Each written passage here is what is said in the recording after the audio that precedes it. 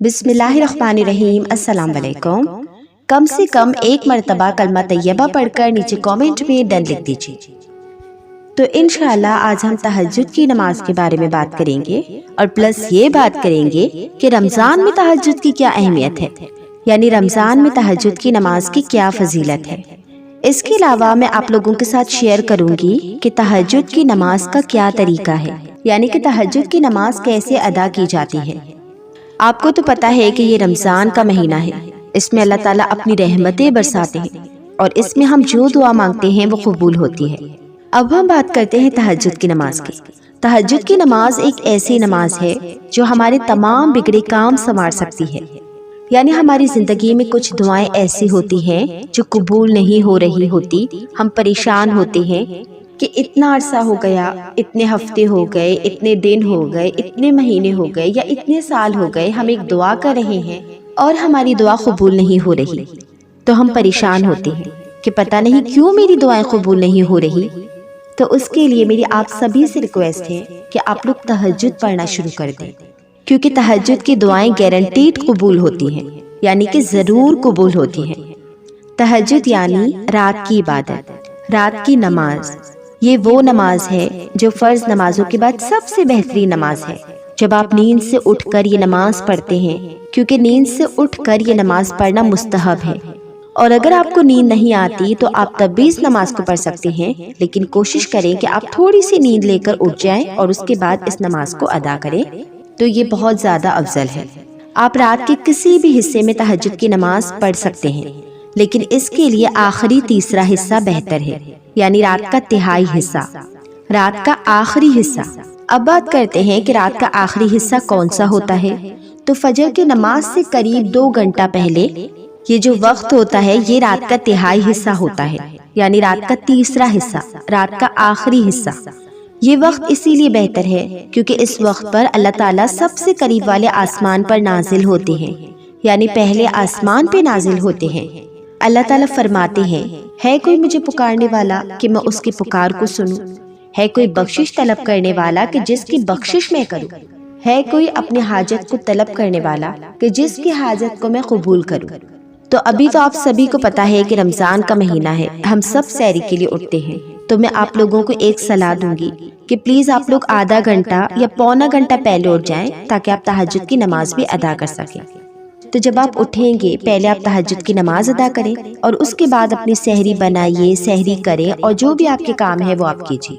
یا اس کے علاوہ آپ ایسے بھی کر سکتے ہیں کہ اگر آپ اٹھتے ہیں تو پہلے آپ سحری بنا لیں، سحری کر لیں اور اس کے بعد آپ فجر سے آدھا گھنٹہ پہلے جائے نماز بچھائیں اور تہجد کی نماز پڑھیں، یعنی اپنے تمام کاموں سے آپ فری ہو جائیں اور اس کے بعد آپ جائے نماز بچھائیں اور بہت ہی خشوع و خضوع کے ساتھ، محبت کے ساتھ اللہ تعالیٰ کے سامنے کھڑے ہو کر تہجد کی نماز پڑھیں، اور پھر تہجد کی نماز ادا کرنے کے بعد آپ استغفار کریں، اللہ تعالیٰ سے کہیں کہ اللہ تعالیٰ میرے جتنے بھی گناہ ہیں اللہ تعالیٰ ان کو بخش دے، میرے پیدا ہونے سے لے کر اب تک اس گھڑی تک میں نے جو گناہ کیے ہیں، چھوٹے بڑے اگلے پچھلے صغیرہ کبیرہ، ان تمام گناہوں کو معاف کر دے۔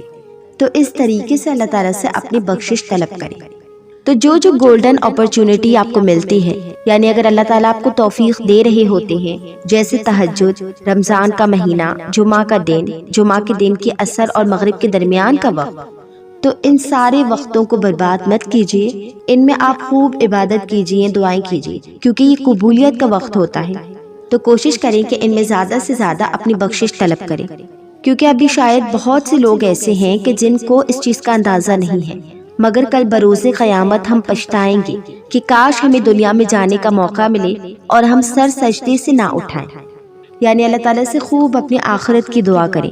تو کوشش کریں کہ اپنی دنیا کے ساتھ ساتھ اپنی آخرت کی بھی دعا کیا کریں۔ تو کوشش کیا کریں کہ تہجد کی نماز کے بعد خوب دعائیں کیجیے، بخشش مانگیے، اللہ تعالیٰ کی حمد و ثنا کریں، اور جو نعمتیں آپ کے پاس موجود ہیں ان کا شکر ادا کریں، ٹھیک ہے؟ اور پھر اس کے بعد اللہ تعالیٰ سے جو بھی آپ کی دعائیں ہیں، حاجتیں ہیں، خواہشیں ہیں، تمنائیں ہیں، وہ سب آپ اللہ تعالیٰ سے مانگیں۔ اپنا تمام حال دل، اپنی زندگی کا حال، اپنی زندگی کا احوال اللہ تعالیٰ کے سامنے رکھیں، اپنی حاجتیں مانگیں، مرادیں مانگیں، یعنی اپنے دل کو اللہ تعالیٰ کے سامنے کھول کے رکھ دیں۔ تو چلیے جیسا کہ ہم لوگ تہجد کے بارے میں بات کر رہے ہیں تو اب میں آپ کو بتاتی ہوں کہ تہجد کی نماز کیسے ادا کرتے ہیں، یعنی تہجد کی نماز کیسے پڑھی جاتی ہے۔ تو دیکھیں تہجد کی نماز کا طریقہ یہ ہے کہ تہجد کی کم سے کم 4 رکعت اور زیادہ سے زیادہ کی کوئی حد مقرر نہیں، آپ جتنی چاہے اتنی پڑھ سکتے ہیں، مگر کئی روایتوں میں آیا ہے کہ آپ زیادہ سے زیادہ 12 پڑھ سکتے ہیں، مگر اگر آپ 12 سے زیادہ پڑھنا چاہتے ہیں اور اگر آپ کے پاس ٹائم ہے تو آپ پڑھ سکتے ہیں، کوئی حرج نہیں۔ اب بات کرتے ہیں تہجد کی نیت کی۔ تو میں نے آپ لوگ کو پہلے بھی بتایا تھا کہ نیت کا تعلق دل سے ہوتا ہے، زبان سے نہیں۔ آپ دل میں بھی نیت کر سکتے ہیں، مگر اگر آپ زبان سے نیت کرنا چاہتے ہیں تو آپ اس طریقے سے نیت کریں گے۔ نیت کی میں نے 2 رکعت نماز تہجد کی واسطے اللہ تعالیٰ کے لیے، رخ میرا کعبہ شریف کی طرف، اور اس کے بعد آپ تکبیر کہیں، یعنی اللہ اکبر کہتے ہوئے اپنے ہاتھوں کو کندھوں تک اٹھا لیں، یعنی جو خواتین ہیں۔ اس کے بعد آپ ثنا پڑھیں، سورہ فاتحہ پڑھیں، اور جو بھی سورت آپ کو آتی ہے آپ وہ پڑھ سکتے ہیں۔ اس کے بعد آپ رکوع میں جائیں، سجدے میں جائیں، سجدے سے اٹھ کر دوسرے رکوع میں جائیں اور پھر دوسری رکعت کے لیے کھڑے ہو جائیں۔ اسی طریقے سے آپ سورہ فاتحہ، رکوع، سجدہ کریں گے، پھر اتحیات پڑھیں گے، درود ابراہیمی پڑھ کر، دعائے مسورہ پڑھ کر سلام پھیر دیں۔ تو اس طریقے سے آپ کی 2 رکعت ہو جائیں گی۔ اب آپ جتنی چاہے اتنی رکعت آپ پڑھ سکتے ہیں، آپ 4 بھی پڑھ سکتے ہیں، آپ 6 بھی پڑھ سکتے ہیں، 8 بھی پڑھ سکتے ہیں، 10 بھی پڑھ سکتے ہیں، 12 بھی پڑھ سکتے ہیں، یا اس سے زیادہ بھی پڑھ سکتے ہیں۔ جتنا آپ کا دل ہے، جتنا آپ خشوع و خضوع کے ساتھ پڑھنا چاہتے ہیں آپ پڑھ لیں۔ پھر اس کے بعد آپ اس دعا کو پڑھیں جو آپ کو اسکرین پر نظر آ رہی ہے۔ تو ایک مرتبہ میں آپ کو پڑھ کے بتا دیتی ہوں۔ تو یہ دعا ہے، آپ اس کا ایسے لے لیں، یعنی اس کا اسکرین شاٹ لے لیں اور پھر اس دعا کو یاد کر لیں، اور اگر آپ یاد نہیں کر سکتے تو آپ دیکھ کر بھی پڑھ سکتے ہیں۔ تو اس دعا کو آپ ایک مرتبہ تو ضرور پڑھیں۔ اللہم لک الحمد انت نور السماوات والارض ولک الحمد انت قیم السماوات والارض ولک الحمد انت رب السماوات والارض ومن فیہن انت الحق ووعدک الحق وقولک حق ولقاؤک حق والجنت حق والنار حق والساعۃ حق اللہم لک اسلمت وبک آمنت وعلیک توکلت وَإِلَيْكَ أَنَبْتُ وَبِكَ خَاصَمْتُ وَإِلَيْكَ حَاكَمْتُ فَاغْفِرْ لِي مَا قَدَّمْتُ وَأَخَّرْتُ وَأَسْرَرْتُ وَأَعْلَنْتُ أَنْتَ إِلَٰهِي لَا إِلَٰهَ إِلَّا أَنْتَ۔ تو یہ جو دعا میں نے آپ کو بتائی ہے، تو یہ نہ صرف آپ رمضان کی تہجد میں بلکہ آپ کی جو عام تہجد ہے اس میں بھی تہجد کی نماز کے بعد یہ دعا پڑھ سکتے ہیں۔ تو اس دعا کے بعد آپ اس کلمے کو ضرور پڑھیں، لا الہ الا اللہ وحدہ لا شریک لہ لہ الملک ولہ الحمد وہو علی کل شیء قدیر سبحان اللہ والحمد للہ ولا الہ الا اللہ واللہ اکبر۔ اس کے بعد آپ پڑھیں رب اغفر لی، کہ اے اللہ مجھے بخش دے۔ بلکہ اس دعا کو تو آپ جتنا چاہیں اتنا پڑھیں، کیونکہ اس دعا سے انشاءاللہ اللہ تعالیٰ آپ کو بخش دیں گے اور آپ کے تمام گناہوں کو معاف کر دیں گے۔ تو جیسا کہ آپ کو پتا ہے کہ یہ رمضان کا پہلا عشرہ چل رہا ہے، تو اس میں آپ رحمت کے عشرے کی دعا کو خوب پڑھیں، یعنی اس کا خوب ورد کریں۔ تو پہلے عشرے کی دعا کون سی ہے وہ بھی سیکھ لیں، رب اغفر ورحم وانت خیر الراحمین۔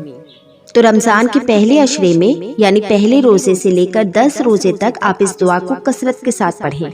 اس کے بعد آپ کی جو بھی دعائیں ہیں آپ ان دعاؤں کو اللہ تعالیٰ سے مانگیں، انشاءاللہ آپ کی تمام دعائیں قبول ہوں گی۔ تو جو بندہ اللہ تعالیٰ کے آگے روتا ہے، یعنی کہ تہجد کی نماز ادا کرتا ہے اور پھر اللہ تعالیٰ سے دعائیں کرتا ہے، تو اللہ تعالیٰ اس کی نماز اور دعاؤں کو دونوں کو قبول فرماتے ہیں۔ تو اسی لیے اپنی ہر جائز حاجت کو اللہ تعالیٰ سے مانگا کریں۔ ایسے مانگے جیسے ایک چھوٹا سا بچہ اپنی ماں کو مناتا ہے، کسی چیز کے لیے اپنی ماں کے آگے ضد کرتا ہے، روتا ہے، گر گراتا ہے۔ تو آپ بھی کوشش کریں اسی طریقے سے اللہ تعالیٰ سے دعا کرنے کی۔